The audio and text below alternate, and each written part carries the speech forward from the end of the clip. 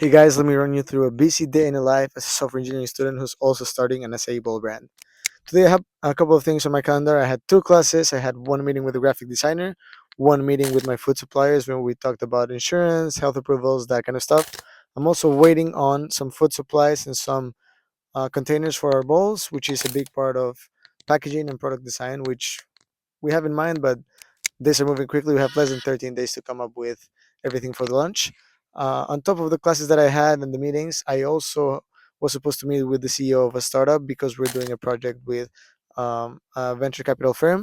I was not able to attend the meeting because I had a class, but my teammates did keep up to me all the updates, and it's exciting because we might be able to win $2,000 if we gain the prize of the first place. So that's exciting, and I'll keep you updated. But also, overall, things are going well. Things are moving forward, and I'm pretty nervous, but also really excited about everything that's coming along for Chimba Bowls and for myself as a student.